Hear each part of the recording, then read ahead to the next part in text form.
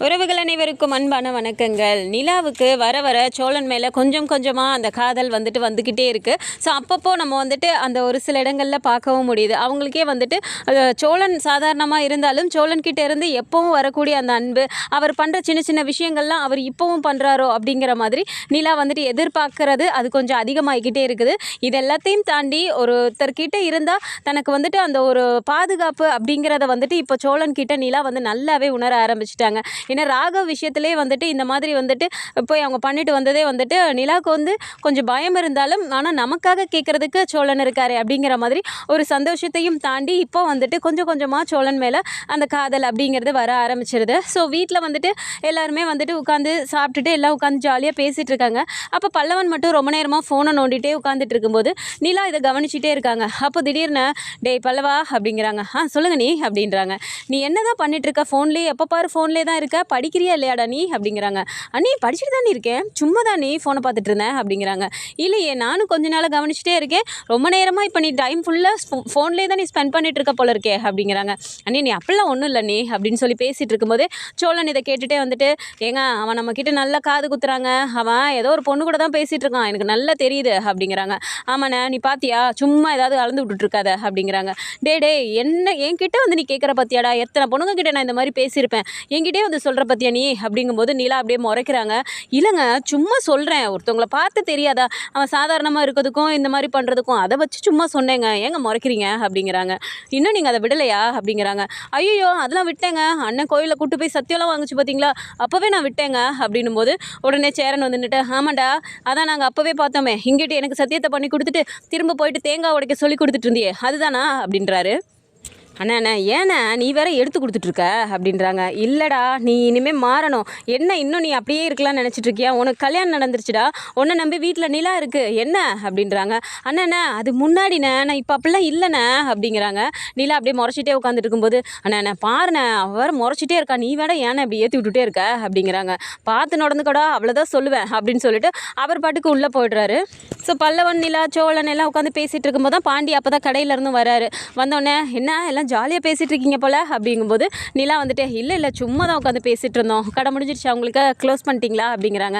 இல்லைங்க இன்னும் ஒரு வண்டி மட்டும் பார்க்கணும், எனக்கு ஒரு மாதிரி டயர்டாக இருந்துச்சு, அதனால் கண்ணனை மட்டும் அவங்க எடுத்துகிட்டு போகிற வரைக்கும் வெயிட் பண்ண முடியல, அதனால் கொஞ்சம் எடுத்துகிட்டு அனுப்பி விட்டுட்டு நீ கடையை சாத்திட்டு கிளம்பிடான்னு அவங்ககிட்ட சொல்லிட்டு நான் வந்துட்டேன் அப்படிங்கிறாங்க. சரி அப்படின்னு பேசிகிட்டு இருக்கும்போதே வேகமாக சேரன் சாப்பாடு எடுத்து வைக்கவா, எல்லோரும் சாப்பிடலாமா அப்படிங்கிறாங்க. சரிங்கண்ணே சாப்பிடலாம் இருங்க, நானும் உங்களுக்கு ஹெல்ப் பண்ணுறேன் அப்படின்னு சொல்லிட்டு இப்போ நிலா எழுந்திருக்கிறாங்க. கரெக்டாக நிலாவோட ஃபோன் ரிங் ஆகுது. ஸோ நிலாவோட ஃபோன் அப்படிங்கும்போதே பல்லவன் அண்ணி உங்கள் ஃபோன் தான் நீ அப்படின்னு சொல்லிட்டு எடுத்து கொடுக்குறாங்க. கொடுடா அப்படின்னு சொல்லிட்டு வாங்கிட்டு பார்த்த உடனே இப்படி சோழனை திரும்பி பார்க்குறாங்க. என்னங்க யார் அப்படின்னோடனே கோர்ட்லேருந்து கூப்பிடுறாங்க அப்படிங்கிறாங்க. அப்படியே சோழனுக்கு முகமெல்லாம் ஒரு மாதிரி மாறுது. சோழனை தாண்டி வீட்டில் இருக்க எல்லாருக்குமே ஒரு மாதிரி மாறுது. டக்குனு இவங்க ஃபோன் அட்டன் பண்ணிட்டு ஹலோ மேடம் சொல்லுங்கள் அப்படிங்கிறாங்க. நிலா நான் உங்களுக்கு அடுத்த ஹியரிங் வந்துருச்சுமா, இன்னும் 2 டேஸில் நீங்கள் வரணும், 2 பேருமே கோர்ட்டுக்கு வந்துடணும், இந்த வாட்டியும் நீங்கள் போன தடவை சொன்ன மாதிரியே சொன்னீங்கன்னா இந்த வாட்டியே முடிஞ்சிருமா, நீங்கள் 2 பேரும் நீங்கள் மியூச்சுவலாகவே டிவோர்ஸ் வாங்கிக்கலாம் அப்படின்னு சொல்கிறாங்க. ஓகே மேடம் அப்படின்னு சொல்லிட்டு இப்போ ஃபோனை கட் பண்ணுறாங்க. சேரன் அப்படியே ஒரு மாதிரி ஒரு பதட்டத்தோடய பார்த்துட்டு என்னப்பா சொல்கிறாங்க அப்படிங்கிறாங்க. இல்லைண்ணா இன்னும் 2 நாளில் அடுத்த ஹியரிங் வருதான், அதனால் 2 நாளில் நம்ம அங்கே போகிற மாதிரி இருக்குண்ணே அப்படின்னு சொல்கிறாங்க. சோழன் அப்படியே சாப்பிட்ற மூடே போயிட்டு அப்படியே அப்செட் ஆகி அப்படியே உட்காந்துடுறாரு. சரின்னு சொல்லிட்டு சேரனும் அதை கவனித்தாலும் சரி ஒரு மாதிரி மூட மாற்றணுமே அப்படிங்கிறக்காக இங்கே பாரு சோழா உனக்கு பிடிச்ச மாதிரி நான் இன்னைக்கு எப்படி பண்ணியிருக்கேன் பாரு அப்படின்னு சொல்லிட்டு ஒன்று எடுத்து கொடுத்துட்டு அப்படியே சாப்பிட வைக்கிறாரு. இருந்தாலும் சோழனுக்கு அங்கே சாப்பாடே இறங்க மாட்டேங்குது. அதையுமே நிலா கவனிக்கிறாங்க. ஸோ சோழன் மட்டும் இல்லாமல் வீட்டில் இருக்க யாருமே ஒழுங்காக சாப்பிட மாட்டேங்கிறாங்க. அப்படியே தட்டில் சாப்பாடு அப்படியே ஒரு மாதிரி அருவிக்கிட்டே உட்காந்துட்டு இருக்கும்போது நிலா எல்லாத்தையுமே பார்க்குறாங்க. எல்லாருமே இந்த விஷயத்தினால தான் இப்படி ஹர்ட் ஆகி உட்காந்துருக்காங்க அப்படிங்கிறது அவங்களுக்கு புரியுது. டக்குன்னு டேய் பல்லவா என்ன அப்போவே பசிக்குதுன்னு இப்படியே தட்டில் சாப்பாடை வச்சு தேய்ச்சிட்டே இருக்கா, சாப்பிட்றா அப்படிங்கிறாங்க. சாப்பிட்றேன் நீ அப்படின்னு சொல்லிட்டு இப்படி எடுத்து வாயில் வைக்கிறாங்க. என்ன இதான் சாப்பிட்றதா, 4 சாப்பாடு எடுத்து வாயில் வைக்கிறேன், நல்லா சாப்பிடு அப்படிங்கிறாங்க. அப்படியே பார்த்துட்டே இருக்கும்போது என்னடா அப்படிங்கும்போது ஏன் நீ நிஜமாவே இன்னும் 2 நாளில் நீங்கள் எங்கள் வீட்டை விட்டு போயிடுவீங்களா அப்படிங்கிறாங்க. ஏன்டா அப்படி கேட்டுட்ருக்க அப்படின்னோடனே இல்லை நீ எனக்கு பயமாக இருக்க, நீ இதான் லாஸ்ட் ஹியரிங்னு வேறு சொல்கிறீங்க, அங்கே போனோன்னே இந்த சோழனை வேறு போன வாட்டியே நான் உங்களுக்கு தரேன்னு சொல்லிட்டு வந்துருச்சு, இப்போ பார்த்தா அதுக்கு இந்த ஹியரிங்க்கு போய் இதே மாதிரி நீங்கள் திரும்ப சொன்னீங்கன்னா உங்களுக்கு 2 பேத்துக்குமே பிரித்து விட்ருவாங்க தானே, அப்புறம் நீங்கள் இந்த வீட்டில் இருக்க மாட்டீங்க தானே, என்ன நீ எனக்கு கஷ்டமாக இருக்க நீ அப்படின்னு சொல்லிட்டு இப்போ பல்லவன் கண்ணெல்லாம் கலங்கும்போது எல்லாருக்குமே ஒரு மாதிரி கஷ்டமாகுது. நிலாவுக்குமே கண்ணெல்லாம் கலங்குனாலும் அவங்க அப்படியே ஒரு மாதிரி காட்டிக்காமல் அதெல்லாம் ஒன்றும் இல்லைடா பல்லவா சாப்பிடு முதல்ல அப்படிங்கிறாங்க.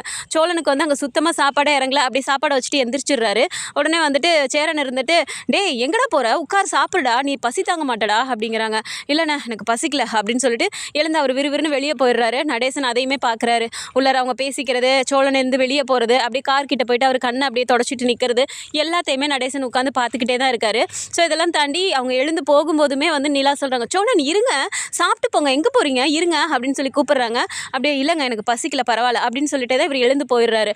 அப்போவுமே நிலாவுக்கு ரொம்பவுமே ஹர்ட் ஆகுது. ஸோ மறுநாளும் பார்க்கும்போதுமே வீட்டில் வந்து அப்படியே ஒரு மாதிரி சோகமாகவே எல்லோரும் இருக்கிற மாதிரியே இருக்காங்க. அதையுமே நிலா கவனிக்கிறாங்க. அதுக்கும் அடுத்த நாள் பார்க்கும்போதுமே அதே மாதிரி ஒரு ஆக்டிவாகவே இல்லாமல் எல்லாருமே இருக்கிறத பார்த்துட்டு நிலாவே கேட்குறாங்க, என்ன எதுக்கு எல்லாருமே இப்படியே ஒரு மாதிரி உம்முனே மூஞ்ச வச்சுட்டு இருக்கீங்க, நம்ம வீட்டில் இப்படி தான் இருப்போமா, நம்ம எல்லாரும் ஜாலியாக இருப்பீங்க தானே எல்லாரும், எதுக்காக இப்படி இருக்கீங்க அப்படிங்கிறாங்க. உடனே சேரன் இருந்துட்டு, என்னப்பா தெரியாத மாதிரியே கேட்குற, லாஸ்ட் ஹியரிங்க்கு போக போகிறீங்க, அதை நினச்சாதான்ப்பா எங்களுக்கு கவலையாக இருக்குது அப்படின்னு சொல்கிறாங்க. ஆனால் அதெல்லாம் பார்த்துக்கலாண்ணே விடுங்கண்ணே அப்படிங்கிறாங்க. இல்லைப்பா நிலா, இதை நான் சொல்லலாமா வேணாமான்னு தெரியல, இது நீ முடிவெடுக்க வேண்டிய விஷயந்தான். ஆனால் இதெல்லாம் தாண்டி நீ இந்த வீட்டில் நீ வந்துட்டு இப்படி இருந்துட்டு திடீர்னு வந்துட்டு டைவர்ஸ்லாம் வாங்குறீங்க அப்படின்னா எனக்கு கஷ்டமாக இருக்குப்பா.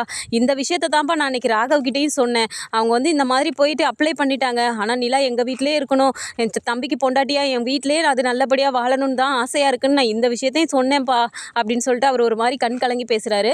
இதெல்லாம் கேட்கும்போது நிலாவுக்கு ஒரு மாதிரியே இருந்தாலும், அண்ணே அதெல்லாம் பார்த்துக்கலாம் விடுங்கண்ணே அப்படின்னு சொல்லி பேசிகிட்டு இருக்கும்போது பல்லவன் டக்குன்னு இருந்துட்டு, அண்ணி நாளைக்கு என்ன நாள் தெரியுமா அப்படின்னோடனே டக்குன்னு நிலா வந்துட்டு, என்னடா நாளைக்கு தானே கோர்ட்டுக்கு வர சொல்லியிருக்காங்க, ஞாபகம் இருக்குது எனக்கு அப்படிங்கிறாங்க. உடனே சோழன் அப்படியே பார்த்துட்டு, அந்த கோர்ட்லேயே தான் அவள் குறியாக இருப்பா, எப்படா போகலாம் டைவர்ஸை வாங்கலாம், என்னை விட்டு ஓடலானே நினச்சிட்டு இருப்பா போல இருக்குது அப்படிங்கிற மாதிரி இவர் மைண்டுக்குள்ளார ஒரு மாதிரி புலம்பிக்கிட்டே உட்காந்துட்டு இருக்காரு. ஆனால் நிலாவுக்கு வந்துட்டு தெரிஞ்சாலும் தெரியாத மாதிரி அப்படியே சொல்கிறாங்க. அப்போ வந்து பல்லவன் டக்குன்னு, என்ன நீ இப்படி சொல்கிறீங்க, நாளைக்கு அண்ணனோட பர்த்டே நீ அப்படிங்கிறாங்க. அண்ணனுக்கா, யாருக்கு, பாண்டி உங்களுக்கா அப்படிங்கிறாங்க.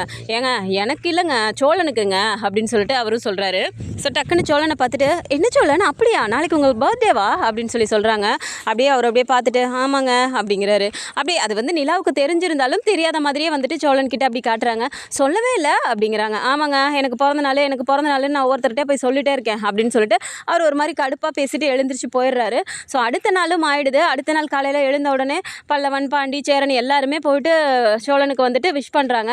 இருந்தாலும் அவருக்கு அன்றைக்கி நாள் கோர்ட்டுக்கு போகணும் அப்படிங்கிறனால அவருக்கு மனசே ஆக மாட்டேங்குது. அப்படியே ஒரு மாதிரி கஷ்டத்துலேயே, ஏன்னா இன்றைக்கி என்ன நாள், எனக்கு இன்றைக்கி பிறந்த நாள் ஒன்று தான் கேடா, சும்மா இருந்தேன் நீ வேற அப்படின்னோடனே, டே என்னடா இப்படி பேசிகிட்டு இருக்காங்க பாருடா, உனக்கு பிடிக்குமே நான் கேசரியெல்லாம் செஞ்சு வச்சுருக்கேன் அப்படின்னோடனே, அந்த கேசரி எடுத்து அப்படியே என் தலையில் கொட்டு, நான் என்ன கஷ்டத்தில் இருக்கேன் நீ கேசரி செஞ்சு வச்சேன்னு வேறு சொல்கிறியா அப்படின்னு சொல்லிட்டு சோழன் இந்த இடத்துல அப்படியே ஒரு மாதிரி கடுப்பாகவே பேசுகிறாரு. அதையுமே நிலா நின்று பார்க்குறாங்க.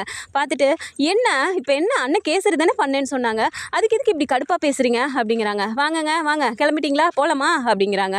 அப்படியே நிலாவுக்கு வந்து ஒரு மாதிரி சிரிப்பாகவே வருது. சோழன் வந்துட்டு அப்படியே கடுப்பை காட்டுறாரு அப்படிங்கிறது வந்துட்டு ஒரு மாதிரி சிரிப்பு வந்தாலும் அதை அப்படியே வெளியே காட்டிக்காம, பிறந்தநாள் வாழ்த்துக்கள் அப்படின்னு சொல்லிட்டு வேகமாக போயிட்டு சொல்கிறாங்க. அப்பாடா ஒரு வழியாக சொல்லிட்டாடா அப்படின்ட்டு, தேங்க்ஸ்ங்க அப்படின்னு சொல்லிட்டு ஒரு மாதிரி பட்டும் படாமையுமே நிலா கிட்ட வந்து பேசிகிட்டே இருக்காரு. இருந்தாலும் சோழனை இந்த மாதிரி சீண்டி விட்டு பார்க்குறது வந்துட்டு நிலாவுக்கு பிடிச்சிருக்கு அப்படிங்கிறனால நிலா வந்து இந்த மாதிரியே பேசிகிட்டு இருக்காங்க. இருந்தாலும் அவங்க உள் மனசில் வந்துட்டு சோழன் மேலே லவ் வந்துருச்சு அப்படிங்கிறத வந்துட்டு இன்னும் சோழன் கிட்ட வெளியவே காட்ட மாட்டேங்கிறாங்க. ஏன்னா கொஞ்சம் இடம் கொடுத்தாலே வந்து சோழன் ரொம்ப பண்ணுவார், நம்ம வந்துட்டு உண்மையாகவே லவ் பண்ணுறோன்னு சொல்லிட்டோன்னா ரொம்ப ஒரு பண்ணுவார் அப்படிங்கிற மாதிரி இன்னும் அவங்க மனசுக்குள்ளாரே வச்சுட்டு இருக்காங்க. ஸோ அந்த நேரம் பார்த்து கரெக்டாக வந்துட்டு சோழனோட ஓனர் ஃபோன் பண்ணிட்டு, டே சோழா எங்கடா இருக்கா, ஒரு நிமிஷம் ஆஃபீஸ் வரைக்கும் வந்துட்டு போடா அப்படிங்கிறாங்க. அண்ணா என்ன ஏன்னா இன்றைக்கி வந்து கூப்பிட்டுருக்கா, எனக்கு முக்கியமான வேலை இருக்குண்ணே அப்படிங்கிறாங்க. டேய் முக்கியமான வேலை உனக்கு இருக்கட்டும், அதான் நேற்றே சொல்லிட்டியே, நீ போ, உன்னை வேணான்னு சொல்லலை, ஒரு கஸ்டமர் வந்திருக்காங்க, அவங்கக்கிட்ட கொஞ்சம் டீட்டெயில்ஸ்லாம் வாங்கணும், அதனால் உனக்கு தான் அதெல்லாம் தெரியும், நீ வந்தோடனே போயிடுவா அப்படிங்கிறாங்க. என்னென்ன நீ வேறு நேரம் கட்ட நேரத்தில் சரி இரு வரேன் அப்படின்னு சொல்லிட்டு வேகமாக கிளம்புறாரு. உடனே சேரன் டக்குன்னு பார்த்துட்டு, டே எங்கடா கிளம்பி போயிட்டுருக்க அப்படின்றாங்க. இல்லைண்ணா ஓனர் ஃபோன் பண்ணார், இந்த போன உடனே நான் வந்துடுறேன், ஒரு 10 நிமிஷத்தில் வந்துடுவேன் அப்படின்னு சொல்லிட்டு அவர் கிளம்பி போயிடுறாரு. அவர் போகும்போதுமே வந்துட்டு சோழன் அப்படியே ஒரு மாதிரி வெறுப்போட கடுப்போடையே ஒரு மாதிரி ஒரு மனசு சங்கடத்தோட அப்படியே கஷ்டமாக முகத்தை வச்சுட்டு போகிறத வந்துட்டு நடேசன் பார்த்துக்கிட்டே தான் இருக்காரு. சரின்னு சொல்லிட்டு அடுத்ததாக அவரும் கிளம்பி அங்கே போயிட்டு பார்த்துட்டு ரிட்டன் வராரு. வந்தப்புறமா பார்த்தா சரி கிளம்பலாமாங்க அப்படின்னு சொல்லி கேட்டோன்னே, கிளம்பலாம் நான் ரெடியாக தான் இருக்கேன் அப்படின்னு சொல்லிட்டு இப்போ நிலாவும் கிளம்பிடுறாங்க. போகிறாங்க. ஸோ அந்த பர்த்டே அதுவுமா இன்றைக்கி நமக்கு டிவோர்ஸும் கிடைக்க போகுது அப்படிங்கும்போது அவருக்கு ரொம்ப ஒரு மாதிரி கஷ்டத்திலே வந்துட்டு கிளம்பலாம் அப்படின்னு சொல்லிட்டு வெளியில் வந்து செப்பலை போட வராங்க. அப்போ நடேசனும் வேகமாக கிளம்பிட்டு கிளம்பிட்டீங்களா, சரி சரி வாங்க போவோம் அப்படின்னு சொல்லிட்டு அவரும் கிளம்புறாரு. அப்போ உடனே சோழன் பார்த்துட்டு யோ நீ எங்கேயே கிளம்புற அப்படிங்கிறாங்க. என்ன கோர்ட்டுக்கு தானே போகிறீங்க, நானும் வரேன் அப்படிங்கிறாங்க. அங்கிள் நீங்கள் எதுக்கு அப்படிங்கிறாங்க. என்ன எப்போ பாரு நீங்களே தானே போயிட்டு வரீங்க, இது லாஸ்ட் இயரிங் தானே, நான் வேற கோர்ட்டை பார்த்து ரொம்ப நாள் ஆச்சு, நானும் வரேன் அப்படின்னு சொல்லிட்டு அவர் வேகமாக கிளம்புறாரு. நீ வேற ஏன் அப்படி பண்ணிட்டு இருக்க, அங்கே வந்து எனக்கு என்னை பிடிக்கல, எனக்கு டைவர்ஸ் கொடுத்துருங்கன்னு அவள் சொல்ல போகிறா, அதை நீ நேரில் நின்று அப்படியே பார்க்கணும், அதானே உன் ஆசை அப்படின்னு சொல்லிட்டு போயிட்டு வேகமாக அப்படியே தனியாக கூப்பிட்டு போய் அவர்கிட்ட பேசுகிறாரு. டே யார் அவன், அதெல்லாம் ஒன்றும் இல்லை, அது நிலா என்ன முடிவு எடுக்கணுமோ முடிவு எடுத்துக்கிட்டோம், நான் அதுக்காகலாம் ஒன்றும் வரல அப்படிங்கிறாரு. அதெல்லாம் ஒன்றும் தேவையில்ல, நீ வரவேணா அப்படின்னு சொல்லும்போது இப்போ பார்த்தா பல்லவனும் சேர்ந்து கிளம்பி வேகமாக வெளில வந்தோடனே என்னடா காலேஜ் கிளம்பிட்டியா அப்படிங்கிறாங்க. அண்ணே இன்னைக்கு காலேஜில் ஒன்றும் அப்படிலாம் ஒன்றும் இல்லை, இன்னைக்கு ஃபுல்லாக எங்களுக்கு வந்துட்டு ரைட்டிங் ஒர்க் தான் கொடுத்துருக்காங்க, அதனால் பசங்க எல்லாருமே இன்றைக்கி சேர்த்து நாங்கள் லீவ் போட்டோம் அப்படிங்கிறாங்க.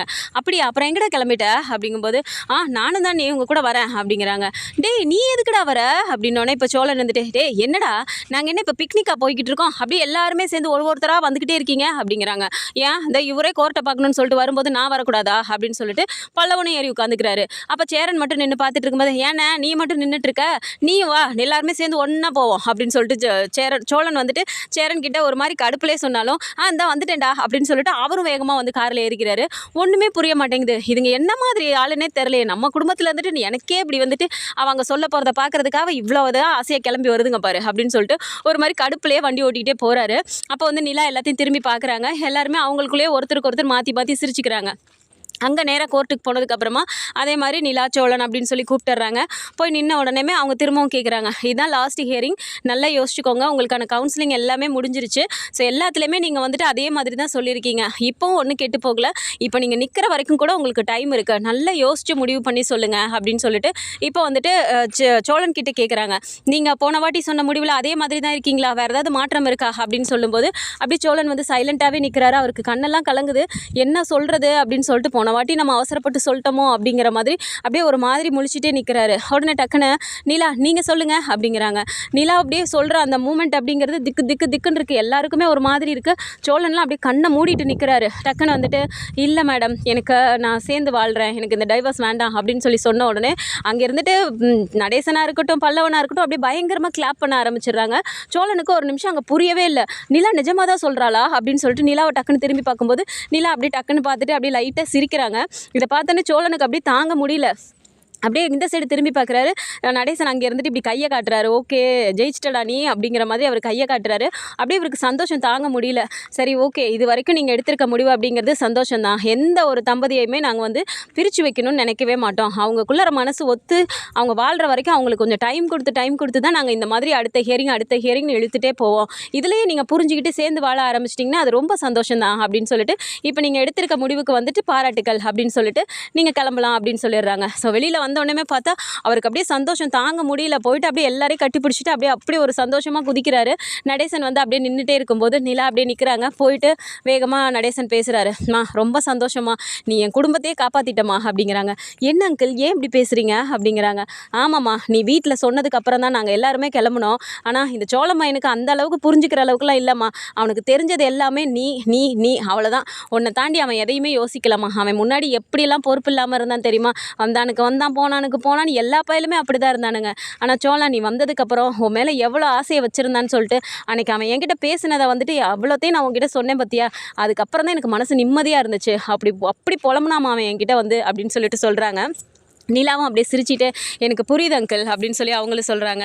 ஸோ இந்த சைடு வந்து சோழன் வந்து அவங்க ஓனர் கூப்பிட்டாங்கன்னு போனதுக்கு அப்புறமா நடேசன் போயிட்டு நிலா கிட்ட பேசியிருக்காரு. ஸோ இந்த மாதிரி கிளம்பி போகிறீங்களேம்மா, என்னம்மா கொஞ்சமாவது யோசிச்சு முடிவெடுமா அப்படின்னு சொல்லிட்டு அவர் போய் பேசினதுக்கு இந்த இடத்துல வீட்லேயே நிலா வந்து எல்லாருக்கிட்டே சொல்லிட்டாங்க, இன்றைக்கி வந்து நான் டைவர்ஸ் வேணான்னு தான் சொல்ல போகிறேன், அதனால் எல்லாருமே அமைதியாக இருங்க, இன்றைக்கி வந்து அவரோட பர்த்டே அப்படிங்கிறதுனால அவருக்கு வந்து நான் ட்ரீட் கொடுக்குற மாதிரி இருக்கட்டும், இது அது வரைக்கும் யாருமே சொல்ல வேணாம் அப்படின்னு சொல்லிட்டு எல்லாத்தையும் சொல்லி இருக்கும்போது தான் அப்படின்னா நீங்கள் அந்த சொல்ல போகிற நிமிஷத்தில் சோழனை எப்படி ரியாக்ட் பண்ணுதுன்னு நாங்கள் பார்க்கணும், எல்லாருமே நாங்கள் வரோம் அப்படின்னு சொல்லி வீட்டில் இருக்கவங்க எல்லாருமே பேசி அப்படி தான் ஒவ்வொருத்தராக வந்துட்டு சோழனை கொஞ்சம் கடுப்பேற்றி அதுக்கப்புறமா கொஞ்சம் ஒரு சர்ப்ரைஸ் கொடுக்கலாம் அப்படிங்கிற மாதிரி தான் எல்லாருமே காரில் கிளம்பி அங்கே போயிருக்காங்க. இந்த விஷயம் எதுவுமே சோழனுக்கு தெரியல.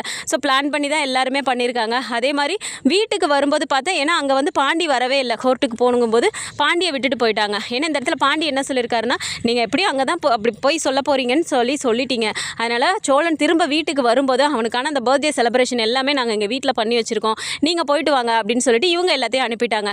ஸோ நிலா வந்துட்டு என்னென்ன வேணுமோ எல்லாமே வாங்கி பண்ணுங்கன்னு சொல்லிட்டு எல்லாத்துக்குமே மொத்தமாக பாண்டிக்கிட்ட காசை கொடுத்துட்டு எல்லா செலவுமே என்னோடதாக தான் இருக்கணும் அப்படின்னு சொல்லிட்டு நிலா வந்துட்டு பாண்டிக்கிட்ட சொல்லிட்டு போனனால வீட்டில் வந்து பாண்டியும் வானதியும் சேர்ந்து தான் அப்படியே அந்த கூட கண்ணனை வச்சுட்டு அப்படியே வீட்டில் எல்லா டெக்கரேஷன் ஒர்க்குமே பண்ணிகிட்டு இருக்காங்க.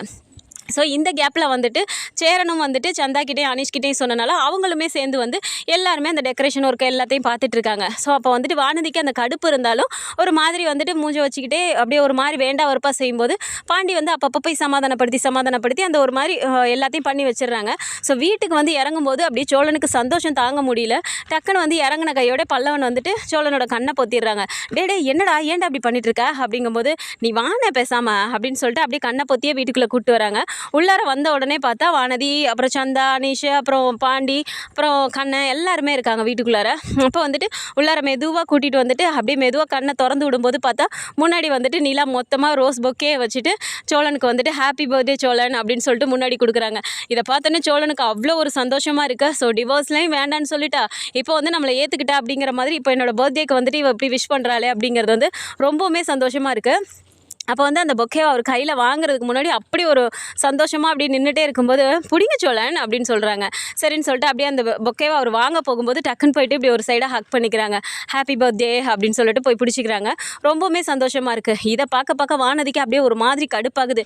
என்ன பேருக்கு தான் பொண்டாட்டின்னு சொல்லிட்டு வீட்டில் இருக்காங்க, எப்படியாவது துரத்தி விட்டுறலான்னு சொல்லி பார்த்தா கடைசியில் இவங்க 2 பேர் சேர்ற மாதிரி இப்படி ஆயிட்டாங்களே அப்படிங்கிற மாதிரி ஒரு மாதிரி கடுப்பில் நின்றுட்டுருக்காங்க. அதையுமே பாண்டி நோட் பண்ணிகிட்டே தான் இருக்காரு. ஸோ அந்த டிவோர்ஸ் கொடுக்குற அன்றைக்கே வந்துட்டு சோழனோட பர்த்டே அப்படிங்கிறது காலையில் அவங்க பேருக்கு மட்டும்தான் வாழ்த்து சொன்னாங்க அப்படிங்கிறது அவருக்கு ரொம்பவுமே கஷ்டமாக இருந்துச்சு. ஆனால் இப்படி ஒரு சர்ப்ரைஸை கொடுத்து அதை வந்து அவருக்கு ஒரு கிஃப்டாகவே கொடுத்து ஈவினிங் வந்து வந்ததுக்கப்புறமா நிலாவோட அந்த ஏற்பாடுனாலேயே எல்லா செலிப்ரேஷனுமே பண்ணி சோழனை வந்துட்டு ரொம்ப ரொம்ப சந்தோஷப்படுத்தி அந்த மாதிரி ஒன்று பண்ணிவிட்டு அதுக்கப்புறமா வந்துட்டு அன்றைக்கி பர்த்டே செலிப்ரேஷன் எல்லாம் போயிடுது. ஸோ மறுநாள் என்ன ஆகுதுன்னா, நிலா வந்துட்டு எப்பவும் போல் குளிச்சுட்டு வந்து அங்கே சாமி கும்பிட்டுருக்காங்க. அப்போது சோழன் வந்து அப்படியே சிரிச்சிட்டே பார்த்துட்டு இருக்கும்போது அங்கேருந்து நடேசன் வராரு. வந்துட்டு, டேய் என்னடா பண்ணிட்டுருக்க அப்படிங்கும்போது, பார்த்து தெரியலையா, சும்மா தானே உட்காந்துருக்கேன் அப்படின்னு சோழன் சொல்கிறாரு. அதெல்லாம் சரி, எல்லாருமே கிளம்புங்க கோயிலுக்கு போவோம் அப்படிங்கிறாங்க. கோயிலுக்கா, என்ன அங்கிள் இன்னைக்கு அப்படின்னு சொல்லி நிலா கேட்குறாங்க.